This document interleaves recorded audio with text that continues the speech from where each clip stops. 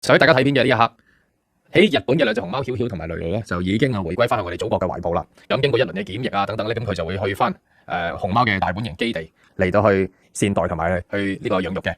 日本亦都證實已經成為一個沒有熊貓嘅國家。嗱，呢樣嘢對日本嘅衝擊非常之大。自從中國同埋日本喺1972年邦交以嚟咧，日本一直都係有呢個熊貓。日本人非常之中意熊貓，佢哋嘅文化啦、佢哋嘅動漫啊、影視啊、卡通啊、紀念品嘅製作咧，無一筆離開呢個熊貓嘅，無一筆係帶呢個熊貓係佢哋嘅人生嘅成長嘅部分。54年嚟，佢哋都同熊貓一齊成長。如今咧，所有嘢都已經變成一個沒有靈魂嘅軀殼啦。中國同埋日本嘅關係交惡，咁到而家咧就到底事情發展如何咧？我哋中國外交部出咗個最新嘅旅遊時警，就係叫國民啊冇必要都唔好去日本啦。對呢樣嘢對日本嘅旅遊衝擊有幾大咧？類熊貓呢樣嘢每年就衍生咗幾多價值嘅俾日本？咁啊，轉頭會同大家嚟到慢慢分析嘅。喺日本有10萬嘅群眾嚟到上街，佢哋唔係表達什麼，亦都唔係想搞什麼政治活動，佢哋係含淚告別啊兩隻曉曉同埋蕾蕾嘅。咁亦都會有啲我哋近呢幾年關於熊貓外交嘅事情可以同大家回顧一下。另外，最近中國嘅學者就發出咗一啲文獻總匯，就係講緊到底我哋中國有幾多文物係流失咗喺海外，喺我哋中國嘅征服動盪時期俾人哋奪走咗。咁我哋中國隨住國力漸漸上升咧，喺好多國家我哋都攞得翻屬於我哋應該屬於我哋嘅嘢。但係咧有個國家就好串，係一件文物都冇還翻俾我哋中國。我哋中國近年喺美國、意大利、澳洲都有2310件嘅文物攞得翻嚟，日本一件都唔俾。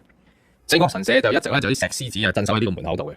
咁咧原來都係嚟自我哋中國，就係當日日本嘅呢個軍國主義奪走。除此之外，亦有嚟自唐朝嘅一個唐紅爐井碑，連帶保護碑嘅呢個碑亭嘅石亭咧，亦都係俾日本皇軍斬件咁樣咧嚟拎咗翻去，仲擺咗喺皇宮嗰度添。除此之外，仲有啲乜嘢係日本奪走咗我哋係應該務必啊？今日要數幾樣要攞翻嚟嘅咧，亦都會同大家嚟到去一一回顧。隨住我哋國力慢慢上升嘅時候咧，除咗歷史需要證明，亦都需要督促日本咧解除武裝，承認自己歷史嘅錯處，咁樣咧先至可以換到呢個世界嘅真真正正嘅安穩同埋繁榮。喺節目開始之前咧，請大家關注家國天下嘅頻道，撳呢個訂閱，同埋多啲點讚同埋多啲留言。咁你同我個台多啲互動咧，你可以激活翻，因為我個台咧就犯咗一個 YouTube 嘅大忌，就係丟低咗2-3年咧冇做過新嘅節目。咁咧而家嗰個運算系統嚴重咁破壞咗，需要大家激活。咁大家幫手，家國天下咧就會講好多，即如我哋嘅名有家有國天下嘅大事情，亦都會講啲藝術啊、人文啊、我哋中國嘅影響啊等等。咁非常之特別嘅一個台嚟嘅。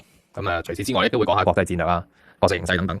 請大家多多支持我呢個台，訂閱、留言同埋讚好。